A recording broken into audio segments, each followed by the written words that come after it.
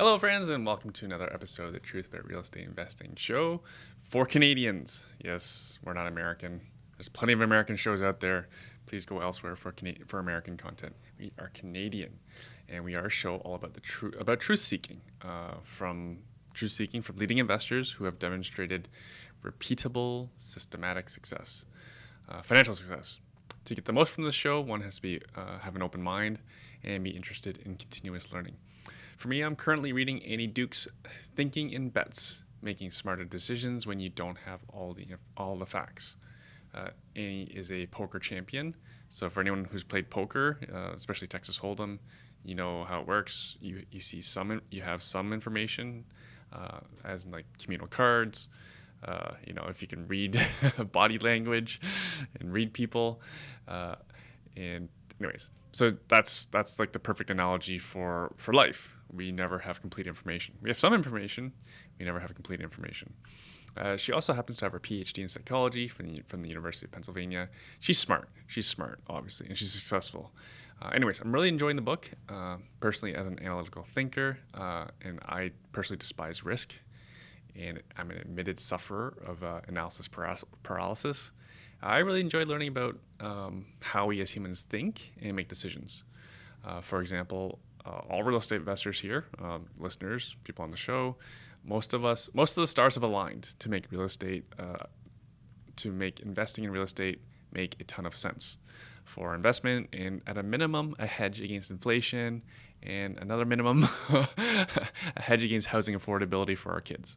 But talk and share as much about real estate as we do, the vast majority of people out there, you and I know, they don't invest like we do. There's a million reasons to not invest. We all know them. And a million more reasons to invest.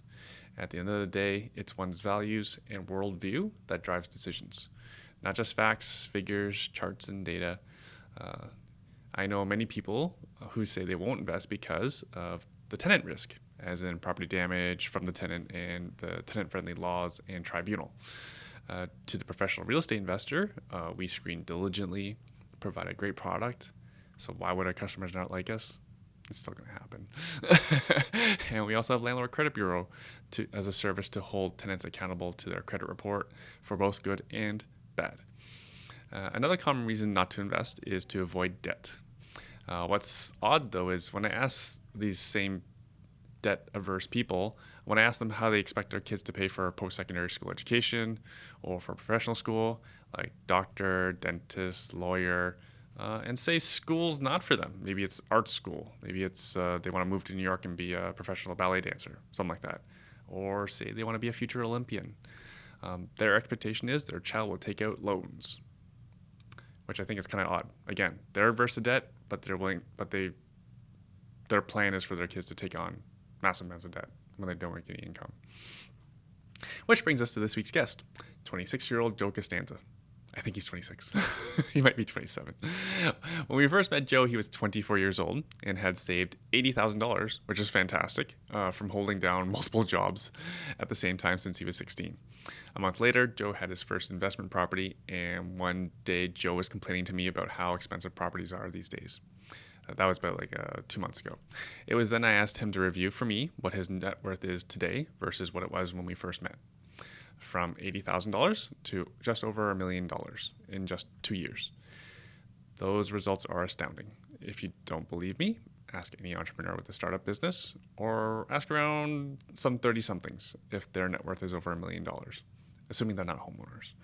Add to that, Joe had parents who, while supportive in giving him, young Joseph, food and a roof over his head, and I'm sure they helped in many other ways, being loving parents, but they were not fans of Joe investing in real estate or having tenants and taking on debt. This is Architect Joe's story. That's my nickname for Joe. He's an architect by trade. This is his story on how he went from $80,000 to $1 million. Please enjoy the show.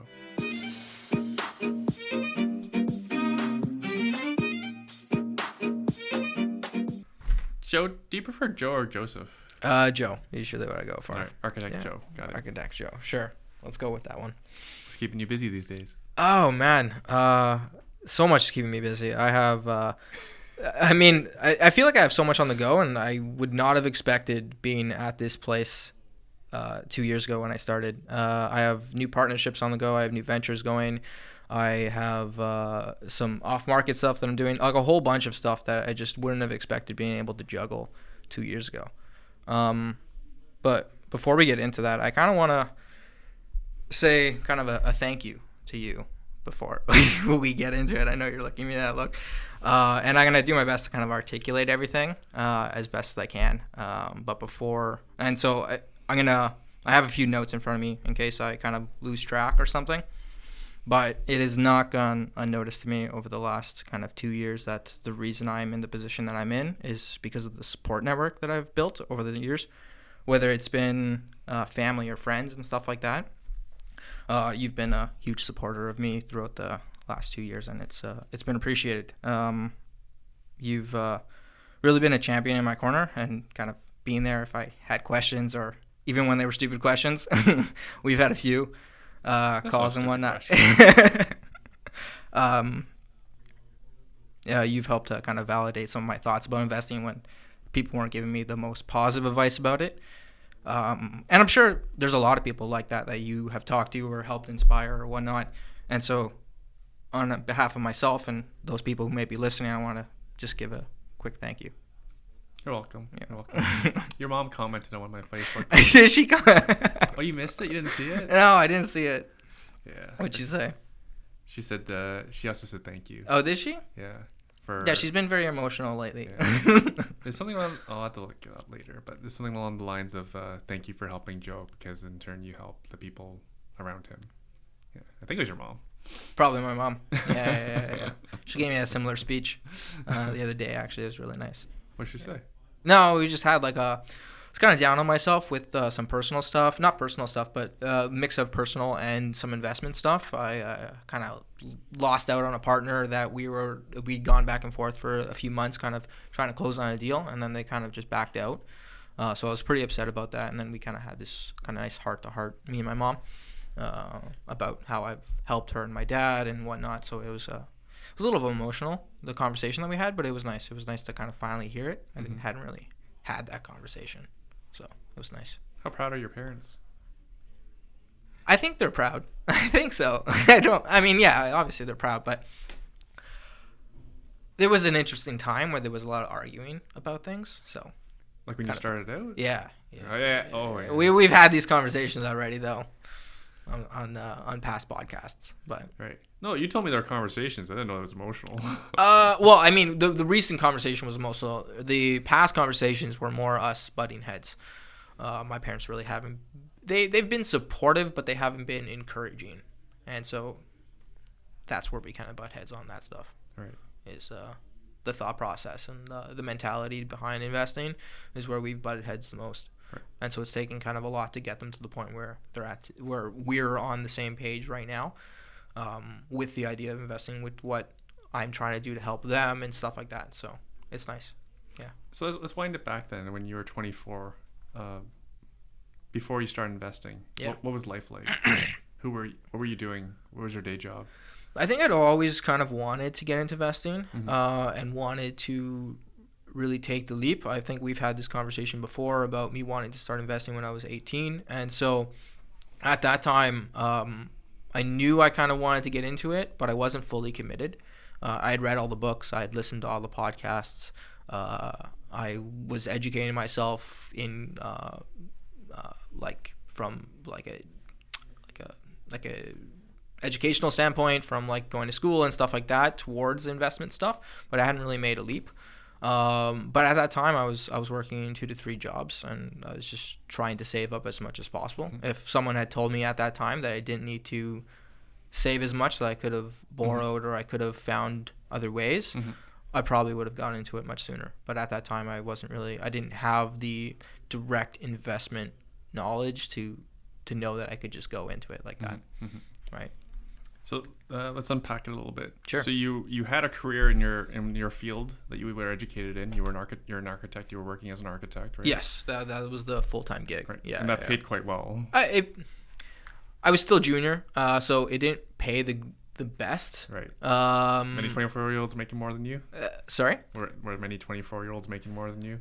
Actually, I wasn't really making that much in terms of I wasn't making that much from the full-time job. A lot of my money came from part-time income or side hustles or stuff like that. So I was definitely making. But you were good at them. That's why you made so much in your side hustles. Yeah, that's fair. That's fair. But a lot of it didn't come from the personal. I realized at a very kind of young age when I first started working. I think I was still in school. Mm-hmm. I had like a part-time job for a summer or a full-time job for over the summer, and I realized at that point I was like, this is not for me. Right. And I kind of made a promise to myself when I got out of school at 22 that I would, by the time I was 30, I'd be on my own, doing my own thing. And so still working towards that, but well on the way. Definitely gonna get to that point. So if I recall correctly, you were working both in landscaping, but more of your time was in there was so many different things that I was doing. I was bartending, serving, bartending. I was working a full-time job. I was doing some landscaping every once in a while. Right. I had some sales jobs with some known companies, and I have close relationships with the owners of those companies. Helping them out, and then I had like a part-time thing like teaching yoga and stuff like that. But you taught yoga? Yeah, it was kind of like under the table teaching yoga, so I don't know if we want to. Got it. Okay. Yeah, I was getting paid cash. All right, so these side hustles, how many hours a week were you side hustling? It was definitely this more than the full-time job. I was definitely working more than 40 hours as your definitely. I was definitely working like 85 to 90 hour weeks. But I actually really thrived in it, to be honest with you. Especially the restaurant, for me, working in the restaurant industry was a big release. It added a social element to when I wasn't doing the bartending, when I was just doing side hustles and working the full-time job, it was pretty much torture. But as soon as I started getting more into restaurant stuff, the work didn't really feel so bad anymore because it was social. I was talking with people. I was making friends. You know what I mean? So it was a little bit more of a sales-based job, which was part of the reason why I wanted to get into serving, was to build more confidence in my presentation skills. And that's kind of, from there, I went into doing bartending and stuff like that, which kind of helped to add on to a skill that I was trying to build. I'm chuckling to myself. Are you able to name the restaurant that you worked at? No, I don't want to. Okay, why? Because if you did, then people will know why you enjoyed it. Well, I mean, yeah, it was a young crowd. It was a very young. It wasn't like a professional. Oh, it was a professional, but it was like one of those big chains, and one of those, as most big chains are run. It's run by mostly young people, kind of mid 20s or early 20s to kind of early 30s is generally the age group, so everyone's around the same age. Yeah. All right, so I want to talk about, you mentioned your parents were supportive, but they weren't, what was the word you used?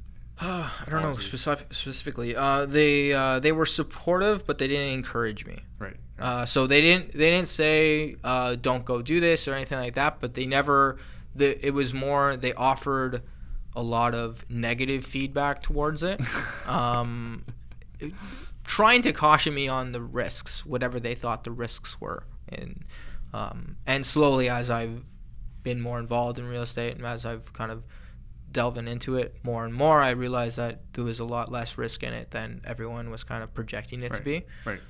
There's unknowns. Oh, there's unknowns in everything. You'll find answers. Yeah. It's easier than ever than find answers. Yeah. And I don't know why I kind of dove into it. I had somewhat of a personal traumatic kind of experience with my dad. And at the time, I was reading a lot of Rich Dad, Poor Dad, reading a lot of, listening to a lot of podcasts, reading Bigger Pockets and stuff like that. And I think the connection of the kind of family kind of scenario that happened and reading that stuff at the same time, I was like, I just made the decision there. I was like, I'm doing this. And then I think a few months later, we got introduced, and then after that, a month later, I had my first place. Yeah, I met you at an Iwin meeting. Sorry? Yeah, at the Iwin meeting. One of the big ones. Oh, that was like that 190 was people. Yeah, that was a big one. I thought they were all going to be like that. What happened? Pandemic? That's fair. Jesus. I miss. It was. That I was miss a lot those. of I work, miss and I those. miss it, Yeah. Well, I miss going to them. So. Yeah. Yeah. Well, we do them in person again. You came to the last one. Yeah. With But it's whole not the same. 12 Like, it is people. the same, but like, it's nice to have those small groups together. You really get to know people intimately. You get to have those conversations for an hour. But those really big events, it has a different. A lot of energy. It's a different environment. Yeah. No, that's cool. Yeah. Hopefully we'll get back to it one day. Hopefully soon. Yeah. So yeah. So then you started. Who introduced you to Tammy? Was that me you? Or? You. Okay. So I was introduced to you. So I was going to Luke Byron's flipping or whatever. He was doing some networking things in like Toronto, and so I had gone to a few of those. And then Sean Allen was at one of them. And so when I was talking to Sean at the end of his presentation, asking him where should I be looking in terms of investing, stuff like like the typical kind of beginner questions. And then so he mentioned Hamilton. That was already on my mind, was Hamilton. And so I asked him for a contact if he had someone in there, and he kind of spitted out your name. And then so I think I contacted you via Facebook, and then we connected from there. Yeah, I remember your Facebook profile picture. Do you still have it? Which one? You have like. I don't want to. I was young. That was. Don't judge me. Don't judge. It down. Yeah, it's a professional photo now. It's probably still there, but it's a professional photo at the user. Yeah, first impressions. Yeah. You still. Okay. So you're introduced to Tammy. So Yeah. Tammy the duplex queen. And then what happened? Then we mostly just went to go out and do a few showings after that, and then moved pretty quickly after that, to be honest with you. I think it was we were about a month. Within a month, but we were making offers after the first week. We were making offers on places. And it's funny, like at that time I didn't have the money to really be making offers. Like I didn't know that there was closing costs. I didn't know that there was like lender fees and all these other things that that people tell you about later. Like the taxes, no idea that there was taxes when you purchased a property. I just thought you just bought a property and that was it. You needed the down payment. That's all I was kind of taught. And so I remember closing on the place, or like getting the accepted offer, knowing that I didn't have the full down payment in hand. Mm-hmm. Like knowing I was like, oh, I'm about $10,000 short, but I'm like, I can probably borrow it from a few people. I'll make it work. And then realizing there was another like 10 grand on top of that I hadn't planned for. And so that was a stressful kind of experience, trying to convince family who didn't really believe that it was a great idea to loan you money on the first deal. Was an interesting conversation. Yeah. I actually think that some ignorance is healthy. Yes, I agree. Because I don't know if everyone would do what we do if they knew all the problems. Like a good example is if I knew how hard the conference would have been, I would have done it. Have done it. But I think there's a lesson there. I think there's I take risks on things that I can control, right? And so if I have confidence in myself to know that I will find a way. If there's a way, I'll find a way. Yeah. Then I'm fine taking that risk. I don't like taking risks on things that I don't have control of, and so I've dealt with that every step of the way and throughout my investment journey and throughout my life, really. But specifically throughout my investment journey, I take risks on things that I can control. So where did you find the money to close? I borrowed some from my sister, and I borrowed some from my grandmother, who had told me that it was my inheritance anyway, but that she wanted it back. So it was a joke. It's a joke. Okay. No, it was a joke, but at the same time, I knew that she needed it in the event that health got in the way, and that she needed some money to take care of herself long term. Right. So that was always the assumption, and it's fine. And that's why I went directly with the BRRRR strategy, is because I knew within a few months I could get it back for her. Right. And so I've kind of run from there. If I remember correctly, the house didn't need a ton of work.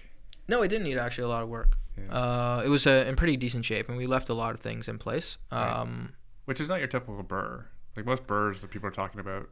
Yeah, I mean, actually, I've been really lucky. A lot of the properties that I've done, with the exception of maybe two, have been mostly cosmetic renovation. It's like a strategic buy with cosmetic renovations. Has been cosmetic renovations and maybe adding a few things in, like still going through the legal process of. So I do mostly converting bungalows into 2-family homes. But they've been mostly strategic buys for like buying a property under value, and gaining a lot of the value in that way, rather than buying a property at whatever market value everyone's buying properties for, and then doing a full gut and doing it that way. I've been able to find kind of strategic buys and that needed less work, but still could work from a numbers perspective. And I think that partly to do with the fact that I didn't have, those were the only properties that I could afford in the Hamilton area. Yeah, you couldn't because I couldn't afford turnkey. Two, I couldn't afford at the time, my thought process was I couldn't afford a property that needed a full gut. Yeah. And so I needed to find properties that fit within my budget. And so the first 2 properties that I did were somewhere between a $50,000 and $65,000 renovation, and they've turned out phenomenal. But it's because I made most of the money on the buy on those. Yeah. Now, how many houses did you have to offer on until you got your first property? Oh, I don't remember. I think it was like 7 or 8. That took longer. Yeah. Good for you. We know lots of investors give up before that. I probably wouldn't have found a place so quickly, but the one that we found, the first property, we had offered on it, and then it didn't go through. They had an offer already, and then that offer fell through, and we immediately jumped on it, once it came back on the market. Yeah, I remember Tammy telling me this story. Yeah. She had to go report the agent. I think it was something along those lines. Maybe you guys were the next best offer. Yeah. And then now I remember early days you did a lot of the work yourself. At least it seemed like you were at the property often. I did. So I did a lot of the demo work. I did. It's definitely the second property. The first property I contracted out, but I did still a little bit of heavy lifting in terms of like getting a lot of the demo done, getting some other kind of small things here or there done myself, and then doing a little bit of contracting out to specific people. But at the time I didn't know what I didn't know, and so I wanted to be there on site a lot of the times when those people were there to learn what they were doing and learn how to work with different contractors and stuff like that. I'd had experience kind of in the full-time gig that I had, working in development and working with as an architect, but having a different level of experience with renovations is something completely different than new build stuff, right? So I wanted to make sure that I kind of understood how that process was working and oversee it. And so I was at the property a lot, especially for the first 2. I haven't been at the properties as much for the later properties, but yeah. Yeah, you're a bit of a controlling guy. Does it come off that way? My dad tells me that all the time. But, I observe many investors. So, it's all relative, right? Yeah, that's fair. You're on one end of the spectrum. Okay. So you had a full-time job, and you had to go there in person. Yeah. And then you had to come to Hamilton. Did you do evenings and weekends or just weekends? Working full-time? Yeah. So I worked full-time kind of 9 to 5 on weekdays, and then in the evenings I'd work at the bar. And then from the bar I usually, depending on the timing and how things worked, I usually drive out after the bar to come out to some of our networking events and stuff like that. Right. Yeah. Sorry, I meant when you were working at the properties. What do you mean when I was working? When you were So some of them I'd depending on the time, and later towards my investment career when I was there, I didn't sleep there, but at the beginning I was sleeping there, blow mattresses and whatnot. Wasn't probably the best use of my time, but neither was being at the property doing the renovation myself. So it was lessons learned. So it's fine. I don't regret it. I could have done more with my time, but it was a learning experience, and that's part of it. So it's fine. So we talked about parents. I've heard stories that you call Tammy mom. You call your realtor mom. Yes, I still call her mom as a joke. Does she call you son? Honestly, every once in a while, it's as a joke. But no, we have a really close relationship, and we talk about things that aren't real estate all the time. And so, yeah. Is she almost like your encouraging parent? In some aspects, yes. So I was having a conversation with my parents the other day about potentially leaving the full-time income and doing real estate full time. And the immediate gut reaction of my parents was, no, don't do that. That's horrible. You need the stable income, this and that. And they had reasons to they had valid reasons. But I immediately, like right after that, me and Tammy were going out to go look at properties because I'm trying to explore another joint venture partnership right now in Hamilton. And so immediately, me and Tammy, we took the same car, and the whole time we were talking about kind of me quitting my job and how that looked like, and it was a different conversation. It was more encouraging. It was more supportive and kind of problem solving how that would work and how that would look. Rather than the immediate kind of shutdown or scarcity kind of mindset that I had with having that conversation with my parents. Because you could always go back to a job. And that was kind of the thought process. I mean, obviously, I'm in a great position right now where I have the option and I don't have to necessarily. Whereas leaving my job is not a huge risk, right? Which I'm blessed to have. So it just seems like it's the right time to me making a leap like that. It's not going to be kind of within the next month or two, but it's definitely, I could see it within the next year making that leap. Like you're not married with kids. Like no. You're like the lowest risk period of your That's life. exactly. I've had a lot of, get lower risk. I have a lot of entrepreneurial friends, and that's kind of exactly the advice that everyone's been giving me. So the only time it would be lower risk is when your mortgage is paid off and your kids are out of the house. When else would it be lower risk? That's exactly the point, right? So now it just seems like the right time to take the leap. Do you remember what you paid for the first house? Yeah, $470 is what we paid for the first place. $470. Didn't that feel like a lot of money? Sorry? Didn't that feel like a lot of money? At the time, that felt like a lot of money. Like, because houses were only going for like $500, and this place still needed work, and I was like, geez. Like, now, I'll take a $470 every day. So let's stay on this first property. $470 is a detached bungalow, right? Yeah. And then how much did you need to renovate? We put 65 into it. 65. I feel like I talk about these numbers so much. I need to memorize them. How much did you account for your time? No, I did not account for my time. Okay. What do you think would have been retail then, if it was full retail? Another 10? Probably another 10. I didn't do like heavy labor jobs. I did easy stuff, but it took me a long time because it was my first time really going through the process. And you could probably have tacked on another 5,000 because I did my drawings myself too, right? So, Architect Joe, well yeah, done. Sure. And then, what did you rent it for? At the time, geez, I don't remember, to be honest with you. I think at the time we'd rented it for 17 or 18 up, 17 up, and 15 down, 1,500. This is only 2 years ago? Yeah. So 2019? Pre-pandemic? Yeah, pre-pandemic. Just pre-pandemic. Yeah, pre-pandemic. Okay, so 1,700 for a 3-bedroom main floor. Yeah. 3-bedroom, 1 bath, and then downstairs 1,500. Oh my god, it's been that long. Oh my god. Isn't that crazy? Yeah. And then, do you know what the market rents are today? Yeah, I think. Or you've had some turnover, right? I've had some turnover, but some turnover was kind of a partial turnover. One half of the tenants left and the other half came in, so we just established a new agreement we agreed on a kind of a moderate price between what it would rent for now and what it is worth, and that's just kind of saved me. I figured it saved me on having to hold a vacant unit and stuff like that. It kind of just made sense from a math perspective. So right now I think it would rent for 17 down and somewhere between at least bare minimum 2,000 to 2,100 up. 2,000 probably because it's not updated, but yeah. I'm signing a main floor for 2,400 this week. You're selling or are you signing? Yeah. 24. Yeah. A 3? 18 for the basement. But a 3 plus what?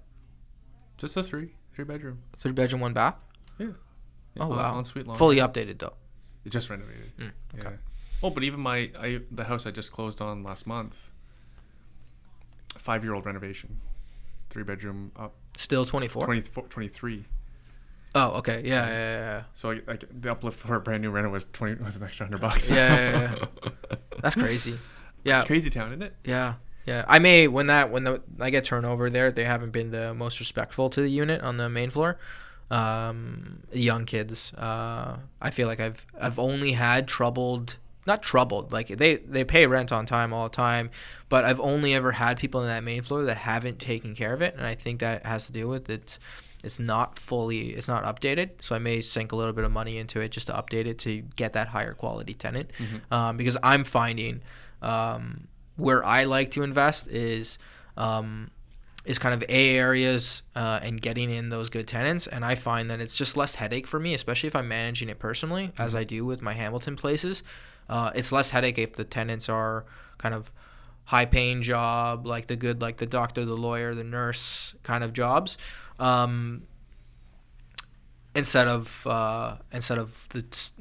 kind of maybe students or young adults getting into the workplace for the first time is kind of the demographic that I've been getting with that unit, and so I may update it just to get that higher quality tenant. For me, it's worth it just from a time perspective, right? Do you know what the house cash flow is for you? Yeah, it doesn't cash flow much based on the rents right now, but it cash flows after expenses about $300 a month. So minus expenses, it still goes for something close to like 900 if there's no expenses of that year. But yeah, I usually always include that, so it's 300, I'd say. And then what's it worth today? I just actually got it reappraised because I refinanced it. It got appraised a few months back at 615. 3 months ago. No, it was 3 months ago. No, 6 months ago now. Jeez, oh my God, it's been that long. 6 months ago, at 615. What do you think? Or sorry, not 615, 815. My bad. Sorry, I don't know what. Okay, that's thinking. A big difference. Yeah, there's a huge difference there. I'm sorry. 6 versus 8 is like. Whoa. Yeah. No, that's 6. You didn't appeal that. Yeah. No, 815. Sorry. So you did all right. Yeah, we didn't do too bad. Not too bad. That's an uplift of. You doing the math in your head? Yeah, I'm doing that. It's like $250,000. Yeah, give or take. $250,000 equity I'll gain. Yeah. On a cash flowing asset. I mean, the market's been crazy though, and we've talked about this for everybody, right? Yeah. And so, I mean, I can't take full credit for it, obviously. No. But not complaining. Here's the thing, though. You made an educated bet. Oh yeah, I get that. Right. Yeah. It wasn't all luck. No. Right. You chose Hamilton. You got a referral for an agent. Right. You invested in a duplex, so you have 2 incomes instead of 1. Mm. Invested in a good area where tenants want to live. It has a hot resale market. Mm. Right. You did all these things, and money printing. It was even happening pre-pandemic. Mm. So we knew to get hard. We all knew we needed hard assets. So Yeah. It's not all luck. I know we say it's luck. So when our family and friends are like, "Oh, you're so rich," like, I got lucky. Yeah. It's easy out. It's an easy out. Yeah. I got lucky. I can't repeat this. So you've gone on to do several. How many houses do you have now? We have 5, and we're going to be closing on a 6th with a joint venture partner very soon. We're just trying to. We've put offers on a few places, but we've missed out on some. So. Right. But I feel it coming. So. What's the split between cities? What do you mean? How many? Where are these properties? So right now I have 3 in Hamilton and I have 2 in Sudbury. I've recently added Sudbury to kind of the markets that I'm providing to my joint venture partners, for multiple reasons. Mm-hmm. But yeah, so I have 2 in Sudbury, and we did a wholesale in Sudbury as well. So now I already know the story about the 3rd Hamilton property. Mm. Can you share the story on the 3rd Hamilton property? Yeah, the 3rd Hamilton property. Because you're young, like you ran out of money. Yeah. I'm at a decent place, but I can't complain about where I'm at personally. But you ran out of capital. I mean, I ran out. But at the own. Time I did. Like even with my second place, I borrowed a shit ton of money to close on the deal. Who'd you borrow from? Again, my sister and my grandmother. Oh, same thing. Same money. It's the exact same amount of money. No, but the 3rd place, they've been great. I should give them shares. No, you probably pay them a higher interest rate. No, I helped my sister a little bit on her condo. She bought a pre-construction, so I helped her a little bit out there. Nice.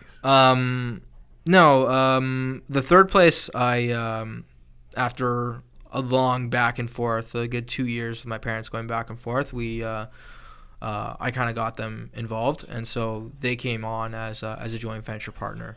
And a lot of it was purely a business deal. Like I know a lot of people say, well, it's your family, but we handled it the same way as any business would, just for security's sake for everybody, because you never know. I've heard horror stories, and so I wanted to make sure it was done as professional as possible.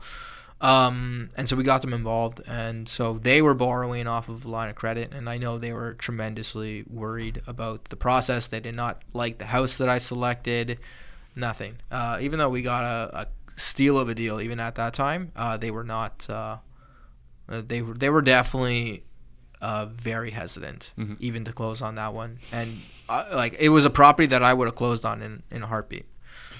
If you had the money. If I had the money at the time. But in all honesty, if I didn't have the money, even if I had locked up the deal, I'm confident I could have found someone to go in on it with me. It was when the market was like everything was selling for like 600, and we bought it for 480. And so like. What year was this? This was 2019, ended 2019. Okay, still pre-pandemic. Yeah, pre-pandemic, like just before pandemic. Okay. And your parents met Tammy? Yes. Oh, was it just before the pandemic? No, he must have been in the pandemic. No. What I'm saying, 2022. It was mid-pandemic. It was in like November of the pandemic. Yeah, last year. Last year. Okay. It's been a year. So November 2020. Yeah. I'm getting my dates mixed up. So your real mom met your surrogate mom? I tease. Yeah. Actually, there's a funny story there. Go ahead, please. No.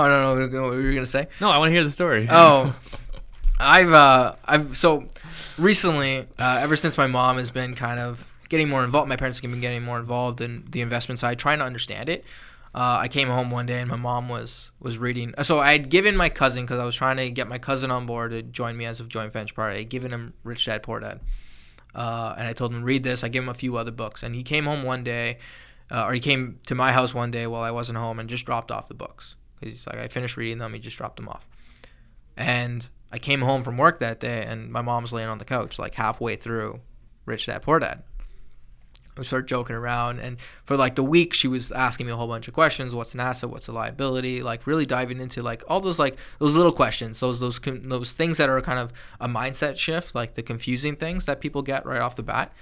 And she goes up to me and she's like, Joe, are we your poor dad? I'm like, yeah. I mean, like, no, not really poor dad, but like I was trying to be nice about it. And I was like, no, but like there's a mindset thing, right? And a poor mindset. And she's like, who's your rich dad? And I was like, and I didn't say anything. I kind of just paused. And she's like, it's Erwin, isn't it? I was like, yeah, it was probably Erwin. And it's funny. It's actually like it's as weird as that sounded. It's probably relatively true. We had that conversation. Yeah, we've had this conversation more than often. Do you remember what we were talking about in 2019? Oh yeah, about selling my property based on a $10,000 driveway. Not a $10,000 driveway, but like adding an extra $10,000 onto money that I didn't have on a property that I didn't have the money for to begin with. This is property number one. This is property number one. Okay. We had that conversation. Yeah.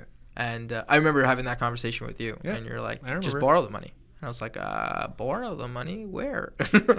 Yeah. And we kind of worked it out from there. But yeah. Didn't your parents tell you to sell the property? They did. Yeah. They told me to sell the property. They're like, Joe, if you can't afford it, you got to just let it go. Let it go. And so that's when I called you. I was like, this doesn't seem like the right advice to be getting. The property has gone up $250,000 for you. Kind of glad you weathered the $10,000 cost. Yeah. Got it all worked out. Yeah. I'd be disappointed if it didn't work. Yeah, I'd be disappointed. I'd have to fork out the $10,000 for you. Because I knew you could find the money. Yeah, it's just a matter of asking around and really diving into it. Yeah.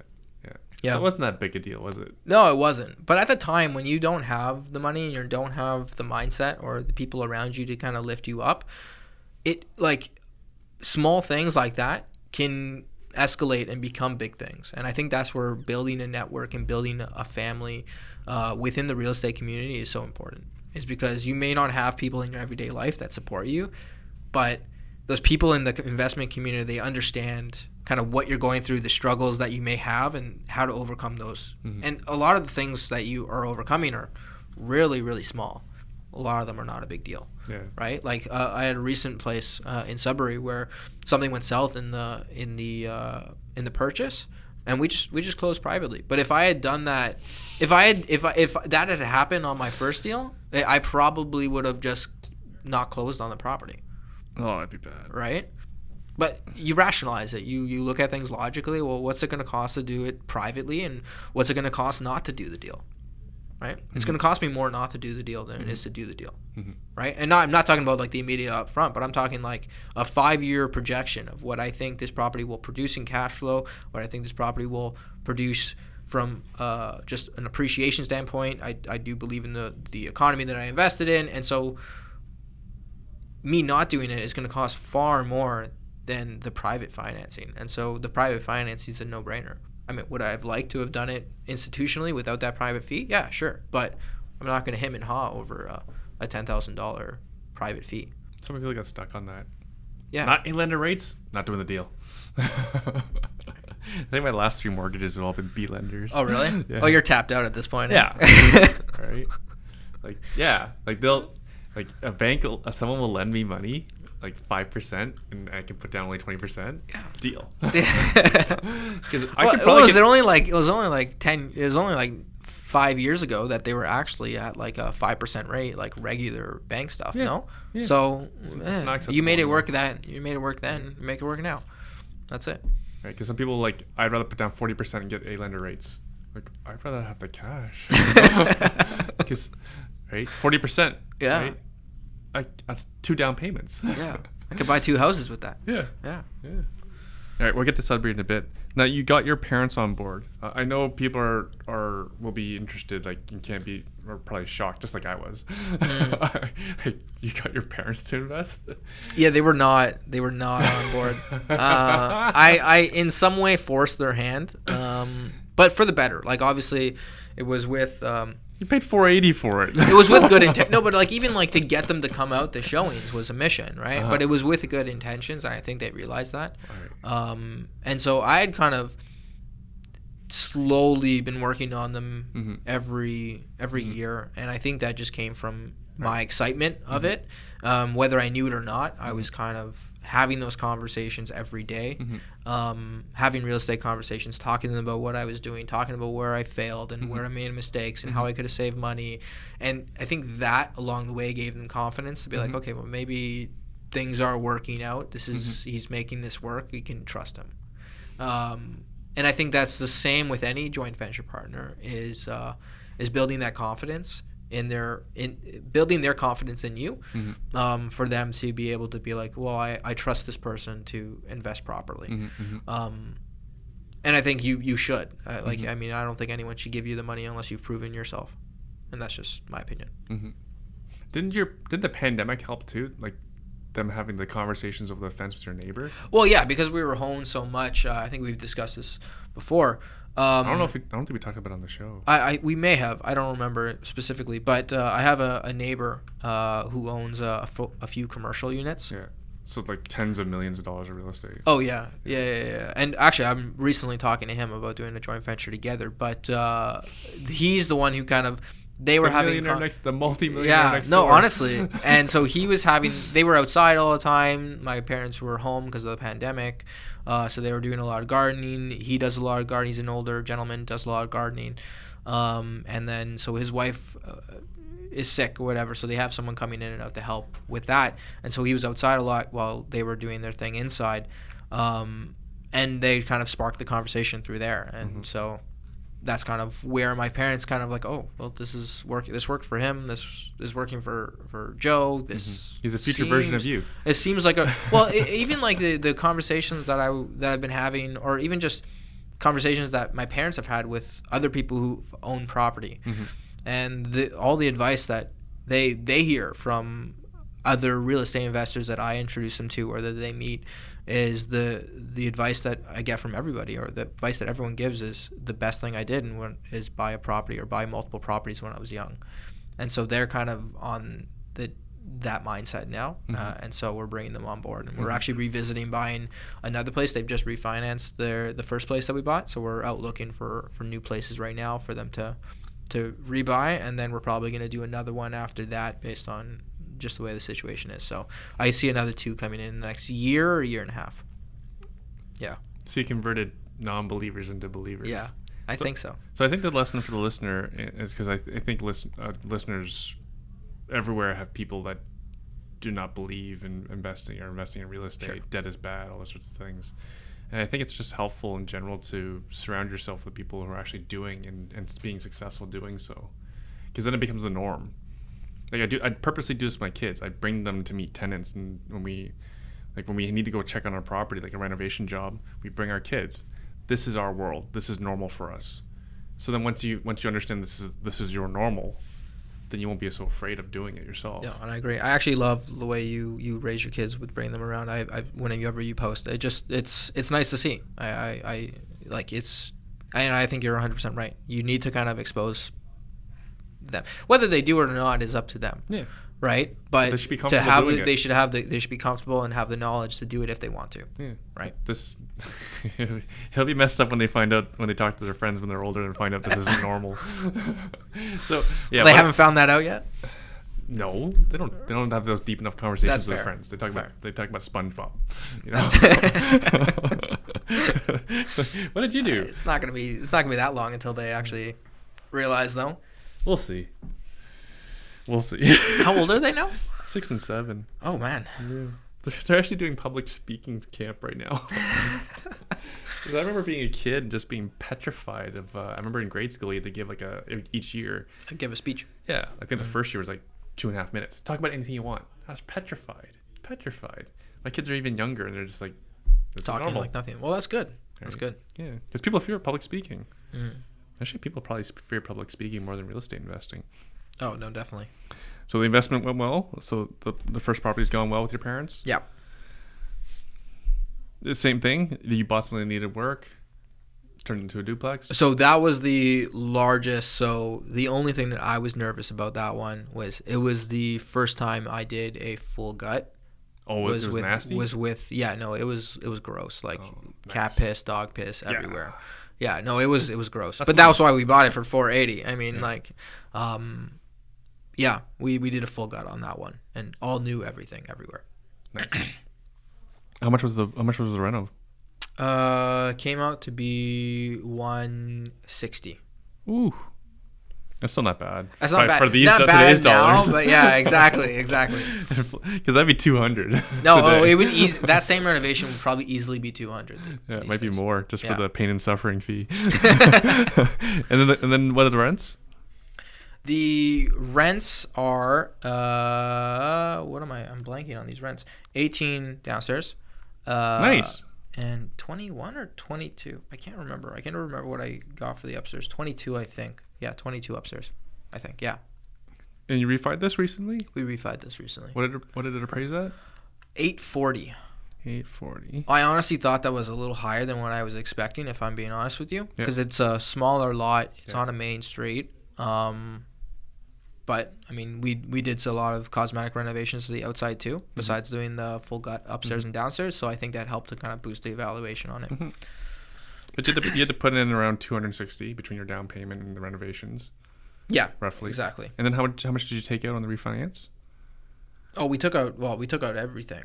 To get all your capital back. Everything back. Well, based on my parents' finances, we weren't able to pull out $5,000, whatever that is, remaining. Everything but $5,000. Yeah, everything but $5,000. Were they disappointed? My dad was disappointed. Yes, he said. You're not serious, are they? My dad. It's my dad. He has jokes, so he kind of gave me shit for it, but in a joking way. But yeah, no, they're not disappointed at all. That's incredible. I mean, we're already going for another one. This just refinanced last month, so I mean, they're clearly not upset with the situation. They only have $5,000 left in the property. Yeah, no, I told them, I'm like, by the end of the year, like, you're gonna make that $5,000 in the cash flow. So there's no There's no worries here. Because duplexes are over 900 grand now. Are they? See, that's the thing. I don't think they're worth 900 grand. But are they? Doesn't matter what we think. Yeah, no, I know, but I just don't. It just doesn't make sense to me. It honestly doesn't make sense to me. I think some are selling for over 900, but most of them are still in the mid 800s. Have to be. Renovated's over 9, if it's a recent renovation. Really? Yeah. Oh, yeah. I refinanced at the wrong time. They wouldn't give you market value anyways. That's true. Yeah, because this could. I'm fine with 840. I mean, 840 was fine for me. Now you branched out to Sudbury. Yes, so I've added a new market to the list of markets that I'm offering investors that I'm bringing on board, and that's because I've had demand from younger people who don't really have the capital, and I wanted something to offer to them. So it's more affordable. It's more affordable, but so this is the thing. A lot of the older investors that I talk to, and a lot of the kind of older JV partners that I'm trying to bring on board, are less interested in the cash flow, more interested in the asset, right? And they see growth in the asset, they see long-term prospects and long-term growth in Hamilton, and so that's what I'm selling them, right, for those Hamilton purchases. But for a lot of the younger investors that I have, those that are in their mid-20s to early 30s, they're interested in cash flow, and they're interested in something that they can afford. At the end of the day, most of them, unless I bring on a group of them, can't afford a Hamilton property. Just the way it is. I mean, they can't. They may, even if they have the down payment, some of them can't even afford the mortgage, and so it was a struggle for the longest time to try and bring people on board. And so I wanted something to offer people who were coming to me and being like, I don't want to lend my money. I want to buy something, and I want you to help. And so I moved to Sudbury because I really like the market and the economics behind that market. And so I kind of took the first stab at it. I purchased 2 places relatively quickly there, and kind of tried to iron out the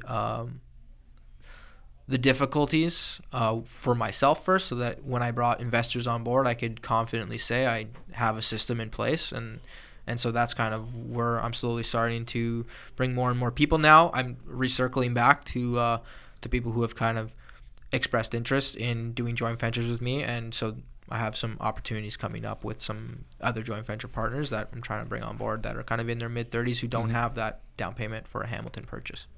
How long have you been in Sudbury? I've been investing in Sudbury for 6 months now. 6 months now. I've been watching it probably since for maybe 10 months. Right. But really invested for 6 months. Before we were recording, we were talking about some of the economic fundamentals of Sudbury. Yeah. Because to me, it's almost like it's more of a nickel play than a real estate play. It is largely a nickel play. Right. Do you know how much of the town is dependent on nickel mining? So there's 3 industries in Sudbury. There's health, government jobs. Seems to always be that way. Yeah, health and government jobs are the 2 primary ones. And then nickel is kind of the third commercial economic employer. Got it. And so sorry, health and government are employ more people than nickel? Yeah, up there. Wow, okay. Yeah. I mean, I may have I don't think I have my statistics wrong, but I'm pretty sure that's the statistic. Yeah. And then what's the strategy for Sudbury? So similar strategy to what I do in the Hamilton market. I just take a different approach. So there's a lot of rougher areas in the Sudbury market, and I'm not necessarily going there for the cheap prices. And so how I tend to lean in that market, because there's a distance associated with it, and well, even with my Hamilton properties, but in general, I like to invest in high quality, like A+ type areas. So purchasing a undervalued house in a good area that I can then renovate and get high quality tenants. For me, high quality tenants has been the primary focus.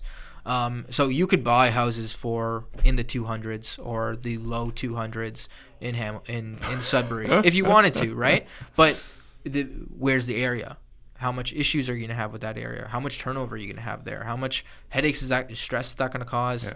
So as much as the returns may look phenomenal because you have so little invested in a house like that, the headaches that it can cause and the amount of time that you have to put into it just to be able to manage it. I don't manage it per se, but managing just the emotions of having to deal with evictions and all this other stuff, drugs and whatnot around the facilities, is not worth it to me. And so for my investors, the idea is I go to high quality areas, and I'm trying to get the government workers. I'm trying to get that are maybe on that are on contract. I'm trying to get the doctors and nurses that are there for educational purposes. So like the doctor and the nursing students and the residents and all those people.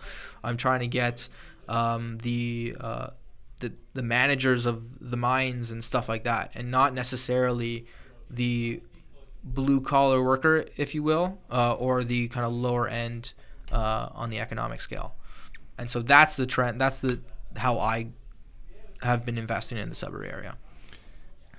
Pardon my ignorance. Is there a university up there? There is, yes. What's it called? Oh, Laurentian? Is that right? It's North Ontario. That sounds right. Laurentian, yeah, that one. Yeah. Laurentian University? I feel like saying college. There is Laurentian. I think it's Laurentian. I may be wrong on that. No, I'm almost 90% sure it's Laurentian. And how's it working? How's it been working out? It's been working out phenomenally. I can't complain. We're in the midst of the second renovation right now, but the first one has worked out beautifully. Tenants we're dealing with, but the phenomenal rents, phenomenal income from those properties, and I have so little invested. I'm basically tripling my money every year. The money that I have invested. Fantastic. Right. And so you live in the GTA? Yep. How long does it take to get there? It takes me 4 hours to get there. Each way. You should carpool with Joel. Joel has family up in that direction, right? North Bay area. Yeah. I always mix the two up. I'm sorry. They're both 4 hours away, so they gotta be next to each other, right? Yeah. I don't even know. And there's a huge difference actually between the two. Yeah, is Sudbury west? North Bay. What am I thinking? I'm not thinking Thunder Bay. North Bay is before Sudbury, but it's roughly the same distance away. Yeah, you guys can carpool. Just split right at the. Oh, throw them a couple bucks and you check on your stuff for you. 4 hours drive each way. And then how often do you have to go up there? I go up there relatively frequently at the beginning, and because I'm trying to build out a team out there. And so I'm working with contractors who haven't done duplex renovations before, and that's where I'm kind of able to get a lot of my value add to those plays out there. Is I understand what the bylaws are. I understand what the OBC is, the Ontario Building Code. I understand how duplexes are supposed to be built. Mm-hmm. Based on my experience in Hamilton, I understand the construction methodology throughout the entire process. And so I go out there, and essentially bi-weekly I go out and I'm updating them and training them on how to actually do this, because I want to build a system and build a team out there where I know when I get something, I hand it off to the team and the team takes care of it. And so I'm slowly not going up as much. Now I go up once a month, but at the first beginning stages, I was going up once every other week, and I was getting sent photos every 3 days. And I would update them based on the photos. And so it's taken some time to train the team to do what I want them to do. But it's a process that I'm willing to invest in because I know it'll pay off in the long run. So, Joe, you're a straight hustler. I don't know the last time I sat for 4 hours. I actually really like driving, to be honest with you. I throw on a nice podcast or a few podcasts, or I throw on an audiobook. Like, I get 90% of my reading that I get done while I drive. Right. I throw the car into like cruise or whatever, just put on auto, because it's just a straight road all the way up. I just put an audiobook on. I listen to an audiobook the whole time. It's always a new audiobook. I get through the whole thing by the time I get there and back. So, yeah. It's actually, I don't mind it. I like to drive, roll down the windows, enjoy the weather. Yeah. Do you have time for a girlfriend? Let me get into it. Yeah, I do.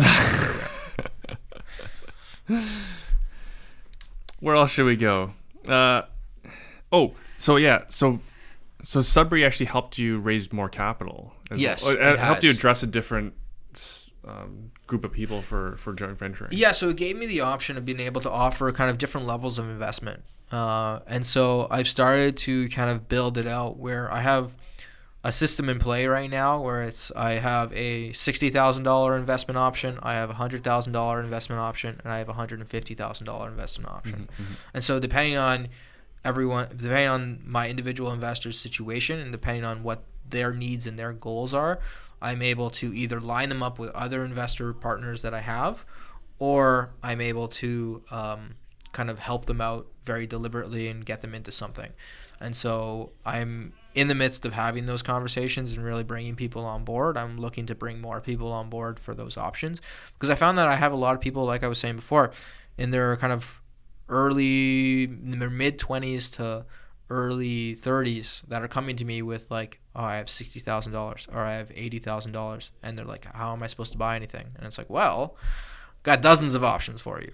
And so being able to offer those options have opened up my horizons and who I can talk to and who I can actually bring deals to. And so now I have a little email list, if you will, of people where I have my realtor and send me videos every day, and so I do audios over top of those videos, basically talking about what we would do to the place, how the numbers look, and then I send them a spreadsheet on what that deal would look like if we purchased it and what the purchase value would be. And I break it out as if I were having that walkthrough with them. And so I send that email out to that kind of that small email chain that I have going on right now. And it's been really, it's just sparked so many new conversations.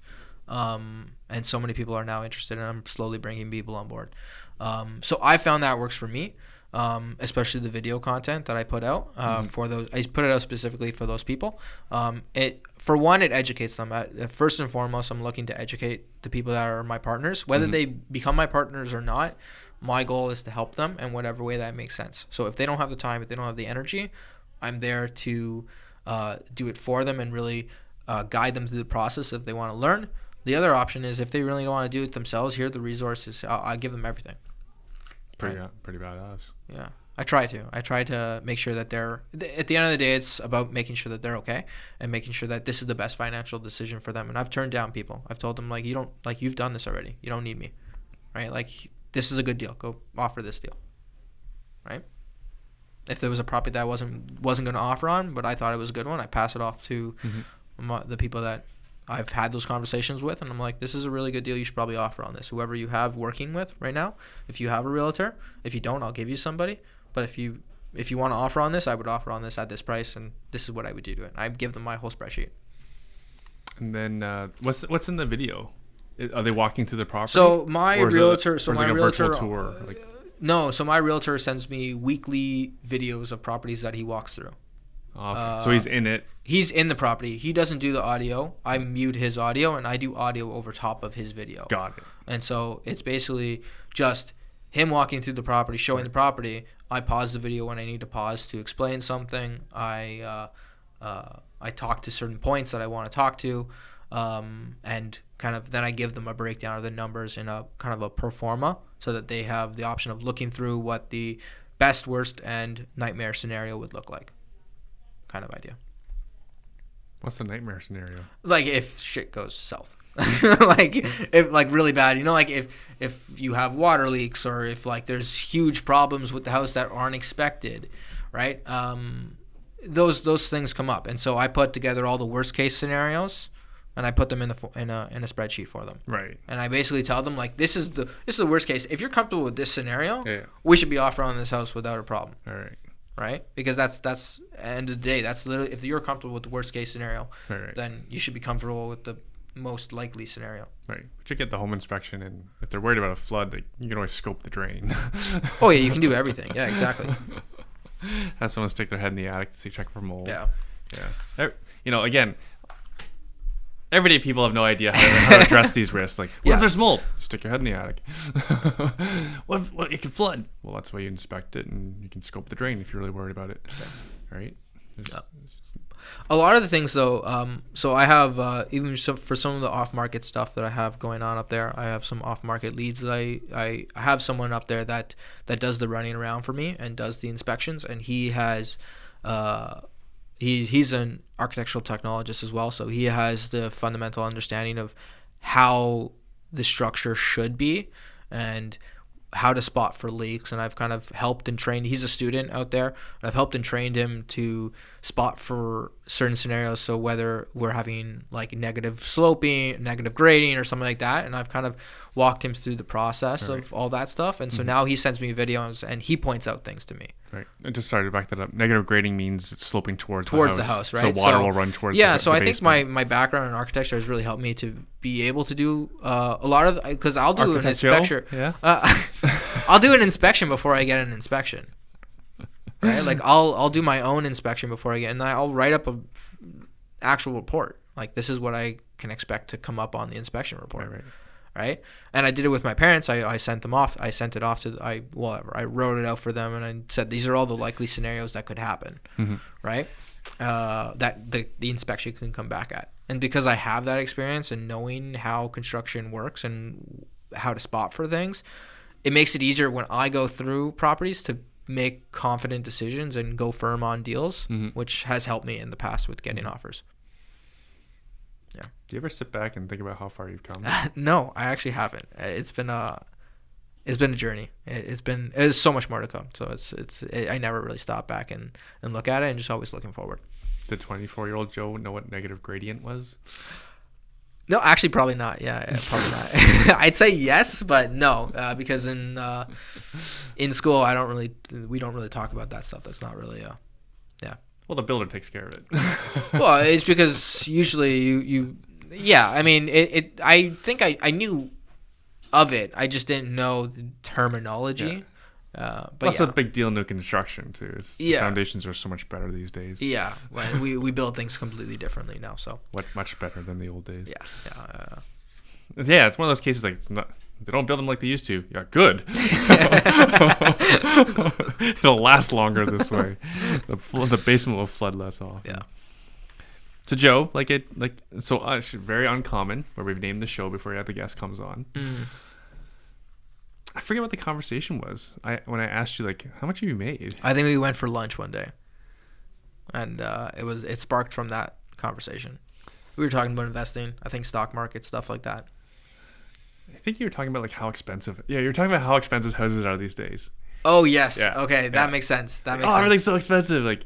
Yeah, good thing you own some of those things. And then I had you count it up, what your net worth was. Yeah. Pretty crazy, huh? It's pretty crazy how quickly things have gone. Yeah. Did you ever imagine? Yes, but not this quickly. Do your parents know? I haven't really told them about it. I don't really put much emphasis on it, and that's because for me it's something to celebrate. No, it is something to celebrate, and I've celebrated it in my own way. But for me, I'm always looking forward, and so I haven't taken time. I probably should, but I haven't taken as much time to stop and relax and really look at the whole, I'd say 2 years in its entirety. It's weird, actually. We have these conversations every time we jump on to the podcast, as this is the third. And I feel like I'm looking back on them, on the last 2 years. Every single time we jump on this podcast, I take a moment and I actually analyze. I have to analyze the year, what happened that year. And it's kind of these are the times whenever we do this annual podcast that I actually step back and oh fuck, I came a long way. Yeah. Maybe buy your sister, your grandma, and your parents dinner. I've done stuff like that. So that yeah. And tell them why you're buying them dinner. No, I've taken the family out a few times to celebrate, but it doesn't really last very long. I usually get right back into it. I usually go out for dinner, we celebrate whatever we're celebrating, whether it's the newest purchase or something else, and then I go home and I go back to work. So you're a busy guy. Mm-hmm. You still manage to find time to stock hack. Yes. Because I bring it up because it's the number one reason why people don't stock hack. They say they don't have any time. Yes. You have limited time. Yes. But we make it work. Yeah. I haven't gone fully into it. Yeah, you have 3 jobs. It's okay. It's okay to do it part-time. Yeah, but I want to get more involved in it. So I do a little bit of that and a little bit of crypto, and so I'm dabbling in both right now. And so I think the reason I haven't really delved into it fully is because I've been doing a little bit more. I've delved into it in the past, in the last 6 months, but in probably the last 2 months, I've gotten more involved in the crypto space, and so I've been any spare time that I do have, I'm educating myself on the crypto market a little bit more, because that is for me is a little bit more of a buy and hold. And so I want to educate myself while the numbers were down and be able to invest properly, and then go back into the stock hacking. So I've refinanced some places, and I'm looking to kind of put more capital into the stock hacking right now. So actually, I stock hack Bitcoin miners. Yeah, I still haven't done that. I still haven't looked into that, but you seem to make it work, so I gotta look into it. Because I've followed some other gold people and gold investors before, and I remember one gentleman recommending, I don't have to invest in gold directly. I can invest in the miner of the gold, because they own land and then they own their inventories in the ground. So if the price of gold goes up, their inventory went up. The worth the miner, the company is now worth more money, right? So you can invest in companies like Newmont or Barrick Gold, right? So are you writing options against these companies? So what I do is I applied that same philosophy to Bitcoin miners, because the thing about Bitcoin is it's incredibly volatile. The exact opposite of real estate. Well, I mean, at one end you take chance. I think I really like the idea, because especially with options, you're taking an opportunity with the volatility. There's such high volatility. You can get paid. You can have such a large spread that you're sheltered to some degree from those large movements. To a degree, crypto's so volatile that you never know, but you're sheltered a little bit because you're able to take a larger spread and still make a profit off of it. So none of this is financial advice, folks. I'm just sharing what I'm doing. It's just that I have similar beliefs in the underlying asset, which is Bitcoin. So that's why I'm comfortable holding it. Yeah. Right. Like other people just buy it, like they buy on regular intervals, once a week, once a month, whatever it is. I'm similar way right now. Versus I want to get paid for the volatility. Yeah. So I get a nice juicy premium. So are you owning right now and running coverage calls? What are you doing? I won't run cover calls because I'm afraid it'll just take off. You're like, I don't want to miss out on that. I don't want to miss on that. I don't want to miss out on the Bitcoin, like going back to like 60,000 US or 70,000 US, and like have fair point. Yeah, I'm just that long-term bullish on the underlying asset that I'm okay to hold it. So are you just writing naked puts on these? I'll do both. I'll write naked puts if I want the stock. If the stock's really cheap, I'll write naked. Generally, I do spreads. Yeah. Okay. Yeah. Because then getting complicated. I'll tell you. When we're done recording. For sure. But yeah, if not for learning stock hacking, I don't think I would have done as much with crypto. Oh really? Yeah. You wouldn't have gotten involved in it? It's just boring. Just gonna buy something and hold it. Yeah, but you do that with your real estate. Yeah, I have plenty of that. It's plenty boring. But Bitcoin goes crazy, right? It was 70,000 like what 2 months ago. Now it's 40,000. Yeah. Right. Like I want to get paid on that volatility. Yeah. Right. I don't want to. Yeah. That was one thing. I know we've had this conversation before, and that's one thing that I've been kind of looking to get a little bit more involved in was the options on ETFs for. Want to get paid. Yeah. Right. Like we hold real estate because it's not volatile. We don't want volatility. I just find it interesting that people just want to buy and hold something so volatile. Usually it's because they don't want to invest the time to learn further. I get that, but I like alpha. I like to extract every single dollar and cent. Right. Like, to me, it's pragmatic. Yeah. No, it's one of my favorite things to hold because again, like the underlying asset is Bitcoin, and I'm bullish on Bitcoin. Yeah. Yeah. My opinion, not advice, folks. Yeah. Joe, we're running out of time. Anything else you want to share? Like, where can people follow up with you, first of all? Where can they follow you? First, if you want to follow up with me, you can reach me on Instagram or on Facebook, and that's Joseph Constanza. I'm sure it'll be in the show title. And it's both names on both platforms. So feel free to message me if you have any questions or concerns or are interested in joining part of my kind of joint venture kind of list of joint venture partners. Mm-hmm. And folks can let you know if they want to do Sudbury or Hamilton. Hamilton's Yeah. better, by the way. Yeah. Everyone's got their opinion. You don't have to drive 4 hours, bro, each way. But that's the thing. They don't have to do the driving. I do the driving. I know. I'm just. I know. I'm one of those. I'm not nearly as controlling as you, but my control limit is it has to be an hour away. I don't think I'm that controlling. It is your first property. It's pretty typical. Yeah. People were pretty hands on with their first property. Yeah. But yeah. It was less of a controlling thing. It was more of just trying to save money where I could. Right. Okay. Fair. Well, my thing is like if the water needs to be turned off, I can't be more than an hour away, right? Yeah. But that's why you have property managers. I do. Yeah. But the buck stops somewhere. Yeah, that's fair. Right. All right. The buck's got to stop somewhere. Yeah. Eventually, it's got to come to me. Right. Makes sense. Joe, any final words you want to share? Okay. I'll give you 2 questions. Sorry. Sure. Go ahead. $80,000 to $1 million. I'm sure there's lots of people interested in how to do it. All right. Young people, old people. What would you tell that person? How did you do it? The young person Or the old person. What's worked for me, and we've talked about it in this podcast, is taking chances on things you can control. And so if you had to make a bet, I'd make a bet on yourself. That was pretty good. Did you prepare that? No, I didn't, but it sounds pretty good, doesn't it? I'm going to be keeping that. Or delete this from the podcast, it'll be ours. and then anything you want to share, anything you want to talk about? No, not specifically. To that point, not really. I think you said it all. Yeah, I think we had a good conversation. And apparently there's a lot more money in bartending than I ever knew. Yeah, there is. You missed out in your young years. Yeah, the places that you worked didn't exist when I was your age. Oh man, would that have been fun? That'd be different. All right.